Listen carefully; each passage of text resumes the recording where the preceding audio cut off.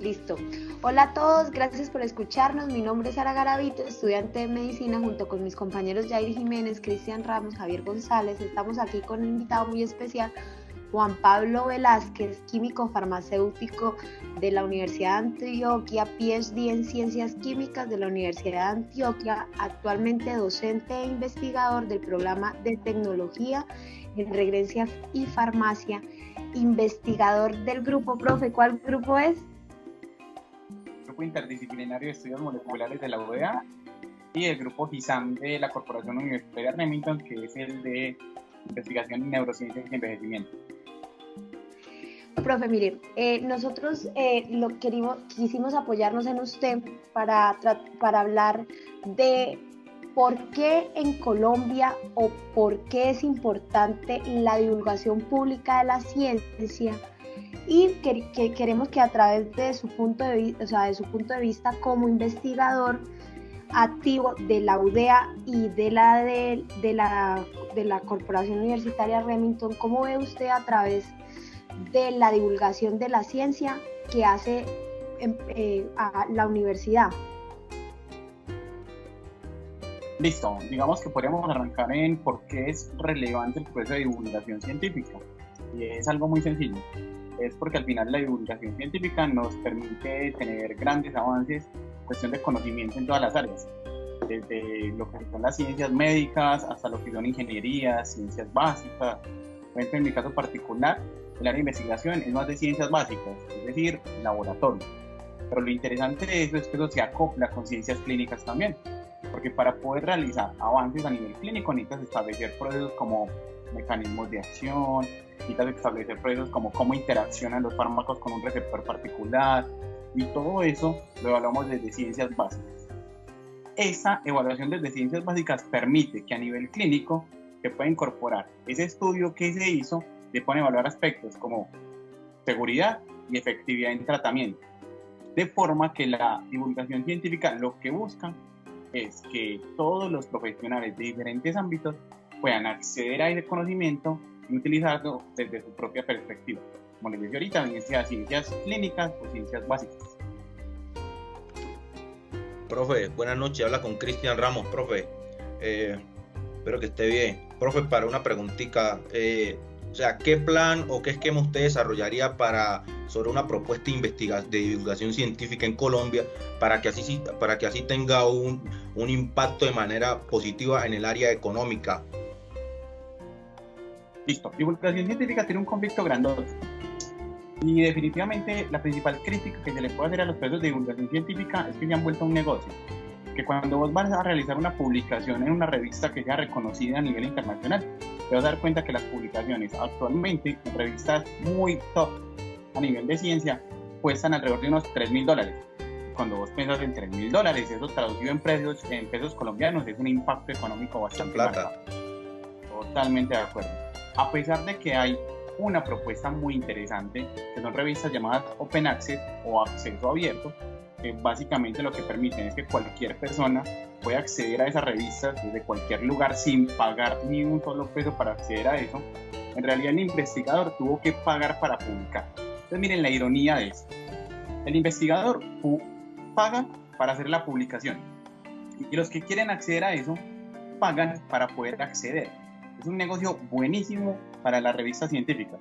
O sea, lo único que estás haciendo es pagando por acceder a un conocimiento que, si ustedes lo piensan, debería ser totalmente abierto. Como les contaba ahorita, digamos que se está migrando muchísimo a algo llamado Open Access, que es ese acceso directo. Sin embargo, suena muy bonito, pero tampoco es que sea gratis. Porque un Open Access quiere decir que para las personas que desean acceder a esa información no hay ningún costo. Pero para el investigador que decidió publicar su artículo o su investigación particular en esa revista, eso sí va a tener un costo. O sea que al final, para cambiar un poquito la propuesta que hacías ahorita, es establecer revistas que sean acceso abierto para que a nivel nacional tengamos una mayor cobertura y acceso a las investigaciones de otros colaboradores en el ámbito científico. Venga, profe, qué pena. Qué pena, profe. Entonces usted dice que acá en Colombia falta como que mecanismos como una red de apoyo para que esas personas que están haciendo, digamos así, divulgación científica tengan, o sea, más expansibilidad, más conocimiento y tengan más posibilidades de mostrar su conocimiento? Total, digamos que hay dos factores a considerar. Uno es definitivamente la parte económica, que como les contaba ahorita, de entrada una publicación es bastante dinero. Y para ejemplificarles algo sencillito, la universidad tiene una convocatoria que se llama convocatoria interna para proyectos de investigación. La convocatoria interna para proyectos de investigación da 40 millones de pesos. Y cuando ustedes reflexionan, 40 millones no es mucho, pero tampoco está mal. Listo. Pero yo les acabo de decir que una publicación científica en revistas top puede estar oscilando los $3.000. O sea que ya se te fueron casi 10 millones de pesos. Más. Entonces está 4.000, son 12 millones de pesos. De los 40 millones de pesos ya se fueron 12. Entonces, ¿cuánto te queda para realizar el trabajo de verdad que es la investigación? Al final, eso quiere decir que una muy buena propuesta era que hubiera fondos de apoyo para realizar esas publicaciones y no tengan los investigadores que sacar recursos propios del proyecto de investigación para realizar esas publicaciones, porque eso lo que te hace es disminuir recursos que podías utilizar para reactivos, ensayos, células, cualquier cosa que se les venga a la mente que fortalezca la investigación y no preocuparse por un aspecto tan, bueno, que es relevante, pero menos que la investigación, como lo sería publicar eso. Listo, yo tengo una pregunta. Es que estaba hablando ahorita, se comentó sobre pues, los artículos cuando se publican pues, en una revista, pero entonces, ¿cómo se hace ese tema de pronto de que clasifiquen bien esa información? Porque muchas veces yo puedo pagar por publicar un artículo, ¿cierto? Pero que ese artículo no sea pues como no tenga como unos materiales, no esté fomentado bien, y así mismo lo publican. O sea, tengo esa duda. Vale, te entiendo. Es decir, ¿cuál es el nivel de revisión que recibe un artículo científico antes de publicarse? Entonces, sí, no, y que realmente se tomen en cuenta que el material sí sea adecuado, si está bien, si está completo, o simplemente yo pagando, a mí me publican lo que yo quiera mandar.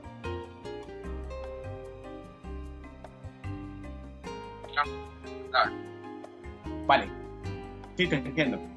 Mira.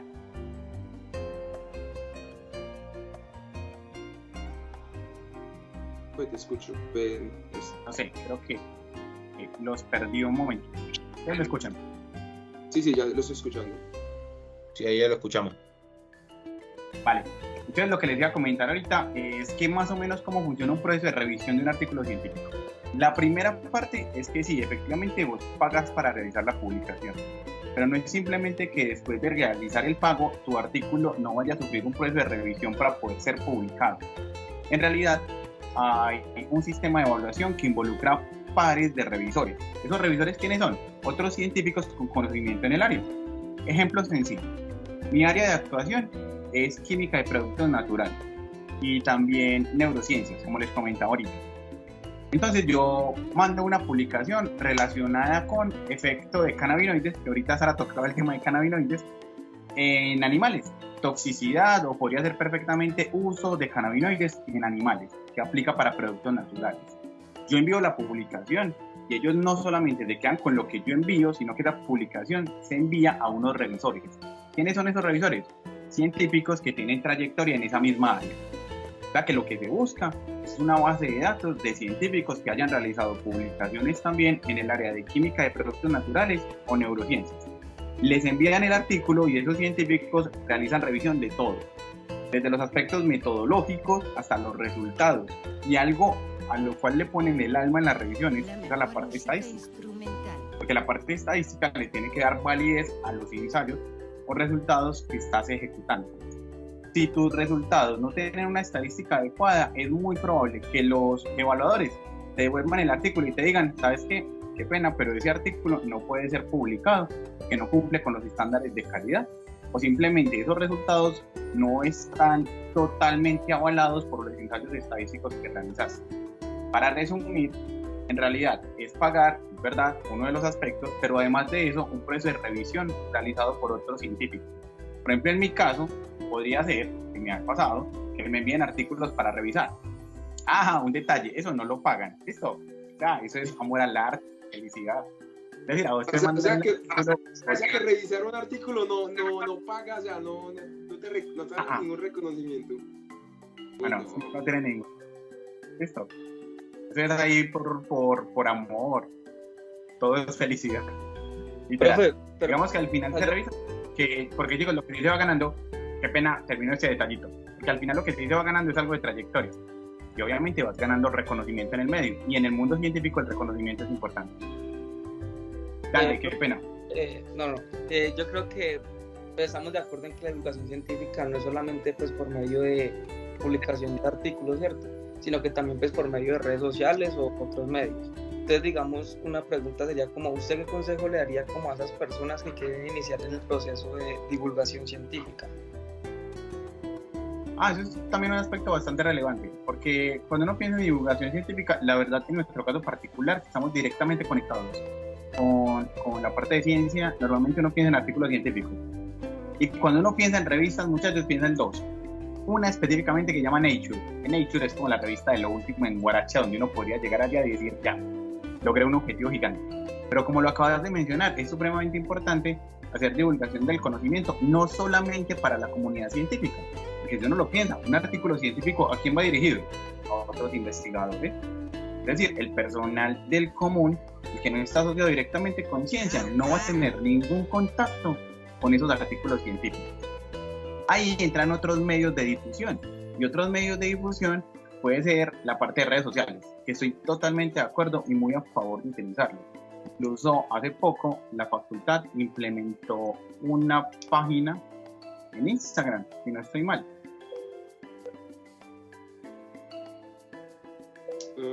Sí. Profe, Hola. vos hablabas Perdí ahorita... y volví. Estaba hablando solo con mi soledad. Chicos, les contaba entonces que la facultad implementó una propuesta muy bacana, que fue una página en Instagram en la cual se pueden inscribir las personitas en cursos particulares. Por ejemplo, hace poco se dio una charla relacionada con seguridad de productos naturales que yo estoy a cargo de ella. O incluso el decano estuvo hablando de líquidos, básicamente, relacionados con la parte clínica. Y así, ese tipo de charlas son muy interesantes porque se utiliza un lenguaje que es entendible para casi toda la comunidad. Lo que implica que una personita que desee adquirir algo de conocimiento relacionado con lo que se está trabajando en la universidad, perfectamente podría ver esa charla. Hay otras propuestas. Por ejemplo, hay un programa que tiene la universidad que se llama Salud al Parque, la Facultad Parque, algo similar, en la cual se llevan diferentes programas, desde medicina, enfermería, nutrición y regencia, a hablar un poquito con la comunidad, a evaluar sus necesidades, a saber cómo están, a revisar cómo están consumiendo esos medicamentos. ¿Y todo eso cuenta como divulgación científica? Por supuesto que sí. Pero muchachos, siendo sincero con ustedes, la medición que nos hacen a nosotros como investigadores está más bien directamente relacionada con publicación de artículos científicos, porque es como el top, es lo más importante a nivel de mediciones para la comunidad científica. ¿Se pueden hacer otros procesos? Claro que sí, publicaciones. Por ejemplo, hay una iniciativa muy bonita que tiene el grupo de neurociencias y envejecimiento que se llama Breakers, y en Breakers van a ver artículos que son de divulgación como tal sobre temas particulares. Entonces, se puso de moda el uso de benzodiazepinas en el bajo mundo. Ustedes saben que se usan mucho benzodiazepinas o al paseo millonario. Hablemos un poquito sobre esto. Cómo funcionan esos benzodiazepinas, por qué tienen esos efectos, porque una personita después de consumir una benzodiazepina puede sufrir una amnesia anterógrada o retrógrada. Todo ese tipo de detalles son muy bacanos y estoy seguro que la comunidad normalita, las personas del común, les interesaría saber ese tipo de temas. O sea que, en definitiva, cualquiera de los procesos que utilizamos para difusión científica es importante. Pero como les decía ahorita, definitivamente para nosotros, artículos científicos es el top. Profe, ¿usted cómo aplica pues, como el tema de la divulgación científica en su profesión? Les puedo hablar desde el programa. Desde el programa tenemos una iniciativa que me parece muy interesante, que ahí le hago publicidad al director del programa, que él está muy relacionado con salud pública, y es una página en Instagram que se llama Farmacéuticos Informan. Y esa página de Farmacéuticos Informan involucra unas charlas que se realizan siempre los miércoles o jueves a las 4 de la tarde, en las cuales nuestros estudiantes, los que están viendo el curso de salud pública, entrevistan a alguna persona relacionada con el área de la salud. Ustedes han entrevistado psiquiatras que han hablado de medicamentos del sistema nervioso central. La charla estuvo muy bacana. Hablaron, por ejemplo, de depresión, hablaron de psicosis, relacionaron todo eso con la parte de esquizofrenia. Hubo otra charlita en la cual estuvieron relacionando directamente el perfil del farmacéutico a nivel hospitalario y cuál es su importancia. Hubo otra charla haciéndole publicidad a Sara relacionada con cannabis, porque es algo que se está poniendo de moda.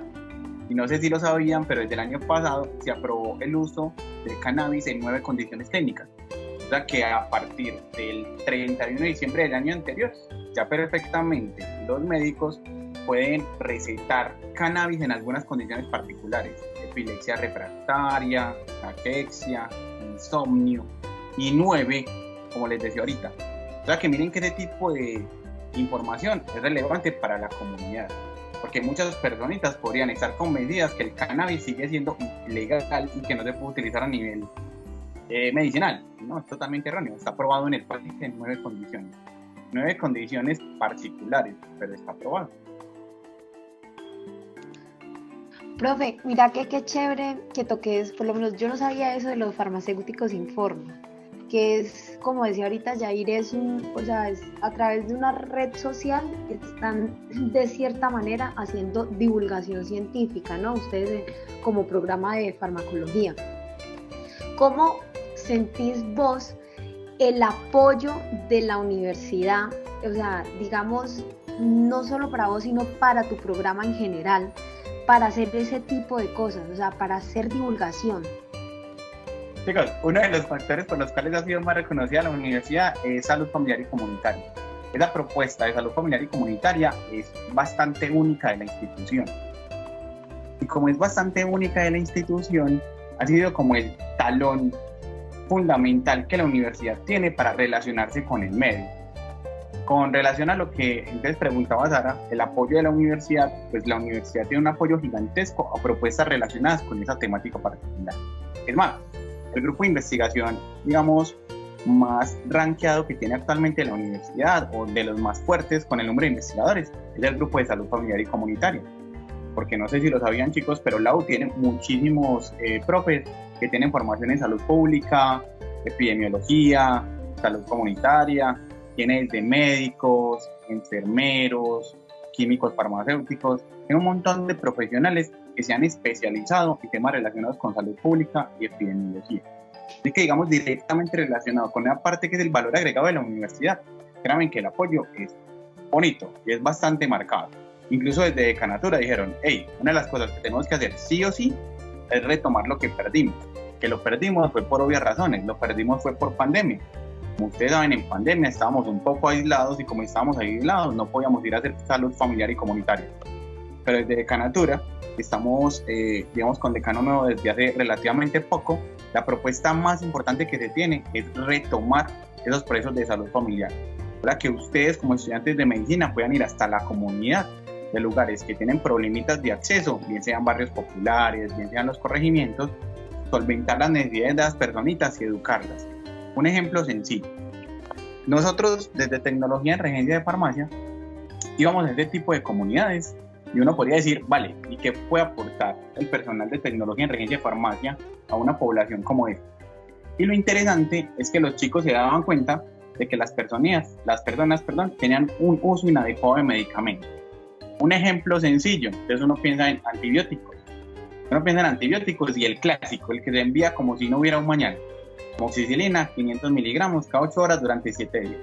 Como las personitas se acostumbraron a escuchar eso, ya todo el mundo sabe ese tratamiento. Entonces a las personitas les daba un dolor de garganta, inmediatamente arrancaban para su farmacia y conseguían la amoxicilina. Eso generó un problema más grande, porque en algún momento ya a las personas no les sirve la amoxicilina. Ustedes saben que el uso continuo de antibióticos puede generar resistencia. Entonces ya migramos a otro. Ya en este momento, ¿qué están usando las personitas? Acitro. Entonces ya en este momento no es amoxicilina, sino acitromicina. Eso fomenta muchísimo la resistencia. Y desde el programa de Tecnología en Regencia de Farmacia se podría regular el uso adecuado de medicamentos. Sí. O sea que nosotros intentamos regular ese tipo de cosas con capacitación de la población. O sea que si pensamos en apoyo a la universidad, sí hay apoyo, pero digamos que ese apoyo está totalmente dirigido al valor agregado que tiene la institución. Con relación a lo que mencionabas, entonces yo podría meterme en otro campito, que es lo que les contaba de ciencia básica. Y en ciencia básica definitivamente la U sí tiene un problemita grande, porque a pesar de que tenemos un laboratorio de ciencias de la vida con algo de infraestructura para hacer investigación, definitivamente comparado con instituciones grandotas de investigación, como lo es Universidad Nacional, Universidad de Antioquia, CES, y otras que han fortalecido mucho los laboratorios de investigación, nos falta bastante. Para que, por un lado, las cosas están bien relacionadas con salud familiar y probablemente mejoren aún más, pero si pensamos un poquito a nivel de laboratorios, creo que falta un poquito más de compromiso con el fortalecimiento de la infraestructura. Profe. Bueno, hágale, Cristian, hágale.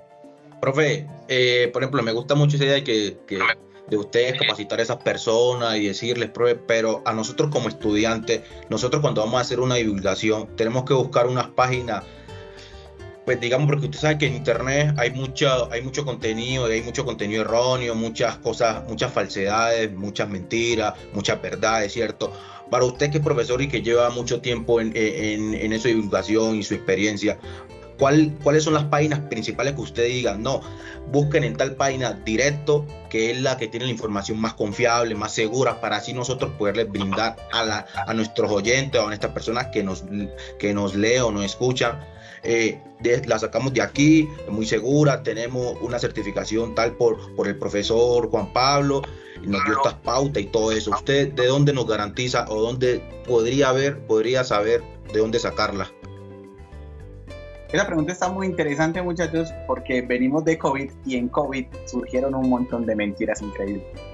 En COVID a todos nos llegaba la cadenita de WhatsApp diciendo que se curaba tomando alcohol, entonces que permanecía en la garganta y cuando uno tomaba alcohol, el alcohol lo mataba. Eso hubiera sido divertidísimo, ¿no? Pero no, las cosas no funcionaban así. La otra era que entonces uno podía utilizar un ajo y que el ajo también tenía propiedades contra el virus, una cosa espectacular. Pero el ajo solamente sirve para los vampiros. Y cuando uno comienza a evaluar un montón de opciones que van saliendo en el camino, se da cuenta que definitivamente el internet ha sido muy positivo porque nos ha permitido acceder a todos a la información, pero como nos permite a todos acceder a la información, también hay muchas personitas que pueden crear contenido. Con ese crear contenido hay mucha información que se vuelve peligrosa. Volviendo a lo que les estaba hablando, un ejemplo sencillo fue lo que pasó cuando en su momento el presidente de Estados Unidos fomentó el uso de una sustancia que era ivermectina. ¿Sí lo recuerdan? Esa vaina también estuvo muy de moda en COVID. Profe, también fue algo de la cloroquina, creo que fue algo así que también escuché yo. Unas gotas, ¿cierto? Unas gotas. Y el asunto fue un riesgo gigantesco porque se reportaron muertes en Estados Unidos por personas que se sobredosificaron con hidroxicloroquina, con ivermectina, porque ellos querían matar el COVID. Entonces miren que acceder a la información es súper fácil, pero filtrarla no tanto. Para la comunidad científica, definitivamente. Sí, profe, qué pena. Dale. Qué pena, profe. Sí, el problema es filtrarla, ¿sí me entiende? Porque, por ejemplo, uno va caminando y escucha cualquier cantidad de información y no saben por qué lo dicen, simplemente porque le escuchan las personas, entonces, y así se va transmitiendo el mensaje y van creando un contenido o un mensaje falso, ¿ya? Total. Es que de entrada ese es el problema, que como tenemos tan fácil acceso a la información, cualquiera puede también editar esa información. Dicho eso, si nosotros pensamos en ustedes como profesionales del área de la salud, ¿cuál sería la mejor opción para búsqueda de información? Definitivamente bases de datos bibliográficas. Entonces ustedes me van a decir, vale, eso suena muy bien para nosotros que tenemos acceso a ellas, pero la comunidad normal, la que no tiene acceso a este tipo de información, ¿dónde puede acceder? Facilito. Las mejores opciones son las fuentes de información gubernamentales. Sencillo, ¿como cuáles? Entonces uno piensa en quién se encarga de la vigilancia de medicamentos acá en el país. Definitivamente, Ministerio de me acaba de ir. Ministerio de que abajo he caído. Protección Social, creo que se llama, ¿cierto? Es Protección Social eso. Ministerio de Salud y Protección Social, ahora sí volví. Y también el INVIMA. el INVIMA es una muy buena fuente de información, porque normalmente la fuente de información del INVIMA es el ente regulador estadounidense, que es la FDA, y la FDA está conectada directamente a todos los ensayos clínicos que se realizan. O sea que en el mundo de la información, uno consultar páginas como la página del INVIMA que brindan las alertas sanitarias es una muy buena opción. Un ejemplo sencillito, lo que pasó con la ranitidina. La ranitidina era un medicamento de uso muy común, súper común. Todas las personitas iban usando ranitidina porque esa vaina era muy buena para las úlceras o en su defecto cuando vos tenés una gastritis marcadita. ¿Qué pasó? Que se demostró a través de una alerta que esa ranitidina podía tener presencia de una moleculita en su proceso de degradación que era cancerígena. Le dijeron, hey, definitivamente, ranitidina sale del mercado. Vean que actualmente ya no tenemos ranitidina. O sea que tenemos fuentes de información confiables acá en el país. Sí, los entes reguladores definitivamente son una muy buena opción. O sea que las secretarías seccionales de salud, Ministerio de Protección Social en la parte de salud y el INVIMA a nivel nacional son una de las mejores opciones para consulta. Y a nivel internacional, fuentes como la FDA, que es la Food and Drug Administration, Administración de Medicamentos y Alimentos, es una excelente alternativa para consultar información. Profe, pero pues digamos, pues yo no, porque hay muchas veces en las que como que a mí me da mucha pereza buscar o leer algo acerca pues, de la ciencia, ¿cierto? Busco como otras maneras más fáciles o como, entre comillas, más divertido encontrar esa información y de aprenderla. Entonces, digamos, como hay qué formas como seguras se puede fomentar el interés en la ciencia en niños o en jóvenes que son como los que tienen más potenciales de hacer caso a información falsa. Que es complicado, porque al final tienes que tener un componente pedagógico bastante marcado. Te les voy a contar algunas propuestas que conozco de algunos compañeros. Hay una propuesta que tiraron muy bacana que se llama Witilab. Y Witilab es una aproximación a laboratorios científicos para niños. Entonces toman niños, literalmente niños de primeros grados, o sea, estamos hablando de niños muy pequeños, estamos hablando de niños de preescolar, primero, segundo, tercero, es decir, primaria, y les hacen una aproximación a cómo funcionan las cosas. Esa aproximación a cómo funcionan las cosas es que los chicos conozcan aspectos sencillitos, de una forma divertida. Un ejemplo, la práctica que le hacen a uno en el laboratorio de bioquímica, no sé si ustedes la hicieron. Bioquímica, le ponen a uno un repollo morado, ese repollo morado se lo ponen en ácido y esa vaina cambia de color. Y se lo ponen en un pH básico y esa vaina pone de otro color. Estás explicando ahí un poquito cómo funciona la química. Con esa explicación de cómo funciona la química y con ese cambio de colores, esos niños se van felices. Y sabiendo que muchos de los procesos que se dan no son mágicos. ¿Por qué te lo menciono? Porque la parte de magia y ciencia no se ha desligado del todo. Y un ejemplo de que magia y ciencia no se han desligado del todo es el uso que está muy de moda acá en la ciudad, de yagé. ¿Se han escuchado, muchachos, sí o no? Ese yagé es muy... ¿Cómo, perdón? Esos viajes espirituales, limpieza al... Lo que pasa, no sabía, la verdad yo no sabía que acá en Medellín lo hacía. Yo tenía entendido que habían como espacios, digamos, por allá en la sierra, o sea, como esos espacios de resguardos indígenas. Santa Elena, pero es una no. locura. Es más, muchachos, ustedes salen de la universidad y les van a dar papelitos que dicen, chamán, yo no sé qué, atraigo su ser amado. Una cosa espectacular. Lo interesante de eso es que... Usted ya fue, por eso hay que irle. Comienzan a creer en eso y dicen como que, ay, no, sí, claro, es que en realidad me van a hacer una limpieza espiritual. Y les voy a conectar eso con la pregunta que me hiciste. Las personitas toman yagé porque están seguros que les van a hacer o una regresión o una conexión espiritual. ¿Cómo funciona el yagé? Una pequeña explicación acá. El yagé tiene una molécula que se llama armina. Y la armina es un anticolinérgico. Y los anticolinérgicos tienen efectos parchadísimos. Generan serostomía, generan midriasis. Entonces las personitas comienzan a tener una sensación de resequedad, generan taquicardia, entonces se les sube la presión. La persona siente entonces que ya en ese momento está conectando con sus antepasados. Y ahora vienen los peores. Puede generar vómito y diarrea. Y ahí es cuando llega el chamán y te dice, hey, todo eso que tenés ahí era las energías negativas que te están saliendo. claro, vos no tenés ni idea de esto y ves que está saliendo un montón de cosas extrañas y vas a decir, sí, definitivamente me habían hecho brujería. De ahí viene la peor parte. La peor parte es que los anticolinérgicos a dosis muy altas pueden generar alucinaciones. Entonces comenzás a ver unicornios de colores y estás convencido de que los unicornios de colores es porque te estás conectando con los dioses. Resulta que lo que tenés encima es una alucinación. En el peor de los casos, los anticolinérgicos generan parálisis de diafragma. Y con una parálisis de diafragma te morís porque ahí ya no hay mucho por hacer. ¿Hay casos de muertes de personitas por el consumo de yagé? Sí. ¿Ustedes creen que un chamán de esos le va a controlar la dosis a una persona para que no le dé parálisis neuromuscular? La gente no tiene ni idea. Ellos simplemente van utilizando este tipo de sustancias y se aprovechan un poquito de lo crédula que es la población. Desde ese punto de vista, en definitiva, yo creo que tenemos una misión importante con relación a redes sociales para acceder a esa población. O sea que las redes sociales van a ser una buena ventana para acceder a esas personitas. Porque al final, ¿qué es lo que más se consume en este momento? En este momento se consume como locos TikTok. Entonces las personitas ven un video en TikTok y dicen, vamos a hacer ese video en TikTok. ¿Qué es lo que está pasando ahorita también con dihidrocodeína? Que en muchos colegios están usando los chicos dihidrocodeína que para ver qué pasa. La dihidrocodeína tiene efectos fail. Hubo un caso también en el cual estaban tomando Viagra. Entonces se juntaban todos los chicos del cole, tomaban Viagra, miran a ver qué les ocurría.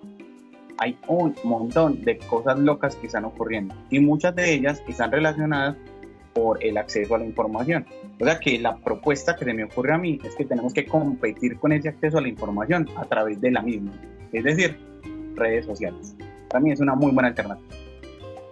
Igual, profe, era también lo que usted decía, eso es, digamos, todo lo que usted nos hablaba ahorita de como los programas que hay para tratar de intervenir a los niños y a la población joven, que a la larga eso también hace parte de la divulgación de la ciencia.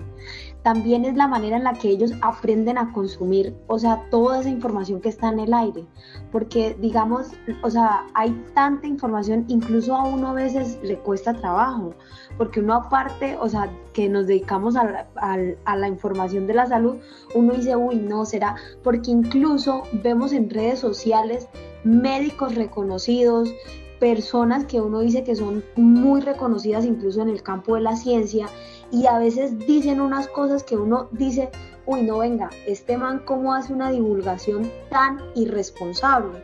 O sea, yo cómo lo voy a decir, por lo menos, ¿qué días yo me encontré un video? Y que estamos ahorita hablando de la parte de cómo pues coaccionamos todas y estructuramos todas las ramas de la medicina, donde un médico, la verdad, no, un médico X ahí, pero tenía muchos seguidores, se veía que era muy popular, no hay que decir nombres, y el man nombraba unos medicamentos, sí, no podemos decir nombres, el man nombraba unos medicamentos que decía 3 medicamentos para bajar de peso. Y lo que tú dices, hay tanta información suelta, o sea, si yo que soy de la rama de la salud y muchas otras personas llegan y dicen, ¿cómo yo interpreto esto? Incluso yo de pronto, ¿cómo voy a caer en eso? En el afán de tener los cuerpos perfectos. Ahora imagínese alguien, o sea, digamos el colombiano de a pie, que vaya y escuche que un Orlistar le ayuda a bajar de peso y él vaya y se meta su pepa su pastilla después de cada comida porque el médico, su influencer dijo que eso era efectivo. O sea, hasta donde también, digamos, qué entes reguladores, como dijo ahorita mi compañero Jair, deberían existir para esos. Claro. Con relación al uso adecuado, digamos que una de las cosas que nos compete es la parte de medicamentos. Voy a contar una pequeña historia y conecto con lo que dijiste. Creo que está perfecto lo que mencionas, porque uno dice que no, son las personas del común las que caen en ese tipo de información. Pues no siempre es así.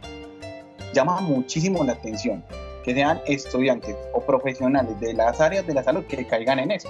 Entonces va una historia particular relacionada con una colega mía, es decir, una química farmacéutica. Ella, flamante química farmacéutica, me va contando, te va a contar que cuando estaba con problemas de gordura, estaba como medio trocita la pelada, le dio por hay esas clínicas que uno no sabe de dónde salen esas clínicas para bajar de peso. Y lo interesante fue que a la chica le recomendaron estatinas. Escuché bien cómo iban las estatinas. Por allá lovastatina, simvastatina, pravastatina. Pero esa vaina se la inyectaban directamente en el abdomen. Una locura. O sea, que tomaban estatinas y se las inyectaban en el abdomen. Y uno comienza a reflexionar esa vaina. Y uno dice, a ver, ¿sirve? Pues las estatinas inhiben una enzima que se encarga de la síntesis de colesterol. O sea, que es probable que si tenía exceso de colesterol por ahí, se lo despegue de la barriguita y se vaya el colesterol a metabolizarse en el hígado. Pero muchachos, ¿por dónde viaja? Por los vasos sanguíneos. Y podría ser que uno de esos colesteroles se haga grande.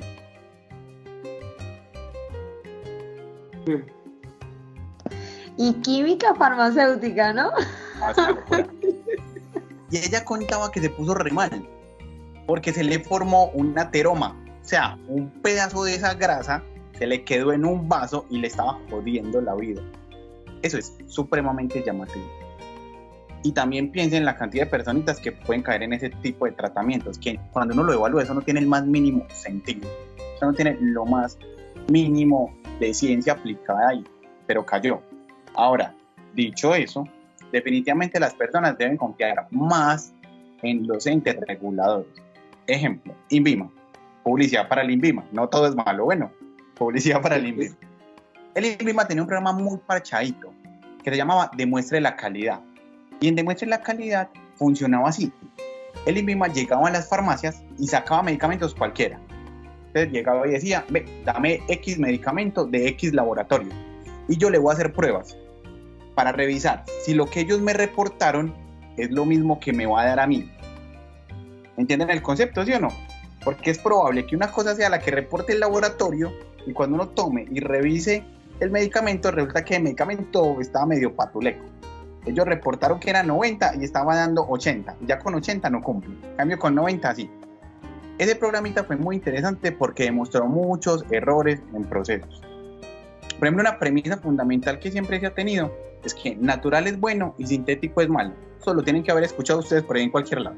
La mamá de uno lo utiliza mucho, su abuelita la debe utilizar, alguno de sus familiares tiene que tener esa frase. Entonces, eso es bueno porque es natural, mientras que lo otro es malo porque es químico. Y lo natural también es lo más químico del mundo. Ejemplo sencillito, lo que ocurrió con Dololet. ¿Qué pasó con Dololet? Era un producto adulterado. Era un producto que se vendía bajo la premisa de que no, eso es natural y como es natural, esa vaina es caléndula. Y resulta que cuando lo analizaron en la Universidad Industrial de Santander, publicidad para la profe que hizo eso, que se llama Elena Stachenko, se dieron cuenta que esa vaina tenía una molécula adicional. Y esa moleculita adicional era diclofenaco. Y por eso se le había tirado los riñones a un par de pacientes, que por eso fue que se dieron cuenta. Porque las personas usaban Dololet como si no hubiera un mañana, suponiendo que era caléndula. Resulta que además de caléndula, lo habían adulterado con diclofenaco. Pero hay más historias. Uno podría pensar en la publicidad, no sé si a ustedes les tocó. Hay una publicidad charrísima de Amparo Grisales. El producto se llamaba Revertrex. Y Revertrex era un producto que era la fuente de la eterna juventud. Entonces salía Amparo Grisales y decía, ¿sabes qué me ha mantenido así? Este producto. Y el producto era una caspa de producto, porque era una molécula que salía de la uva, o sea que salía más barato comer uva que comprarse ese producto. Salió la Superintendencia de Industria y Comercio y dijo, hey, venga, eso no tiene sentido, porque en realidad no se ha demostrado que eso disminuya los signos de envejecimiento. Eso mismo pasó con Noni, eso mismo pasó con... Y si uno ve que haciendo una lista es gigantesca. Quiere decir que lo que uno tiene que ir rompiendo por ahí son esos estigmas que se tienen, de que una cosa es buena por algo particular y otra cosa es mala porque es diferente. Entonces aquí al final toca confiar un poquito en los entes reguladores.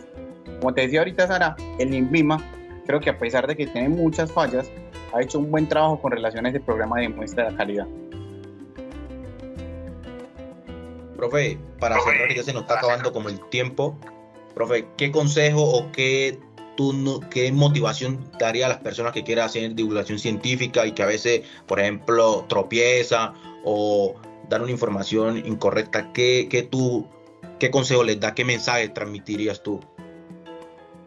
Yo creo que los errores son válidos siempre, en cualquier escenario.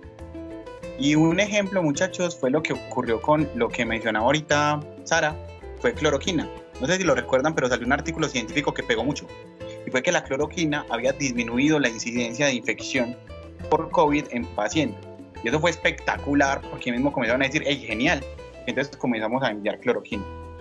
A los 15 días se retractaron del artículo y dijeron que con esa población tan pequeña ellos no podían afirmar eso. ¿Eso fue responsable? Sí. Se equivocaron, definitivamente se equivocaron, porque es probable que eso lo tuvieran antes. Pero fue responsable aceptar que se equivocaron para no inducir probablemente efectos tóxicos por un sobreuso de cloroquina a nivel mundial, porque les aseguro que en todo el mundo se iba a comenzar a utilizar eso como si no hubiera un mañana. O sea que si me preguntan por un consejo, el primero es que es válido equivocarse. Como es válido equivocarse, lo más importante es aceptar los errores. Y el segundo es que vale muchísimo la pena hacer investigación y divulgación científica, que más que docentes, ustedes necesitan personitas que generen conocimiento. ¿Qué es más importante? Tener un docente que tome un libro y les dé a ustedes esa información, o más bien un docente que a través de experimentación científica construya nuevo conocimiento y ese conocimiento se los pase a ustedes. Personalmente creo que sería mucho mejor tener un conocimiento, un docente que no solamente tome libros y se los entregue a ustedes como información, sino que también construya nuevo conocimiento basado en investigación científica. O sea que para mí esos son los dos aspectos ahí a tener en cuenta.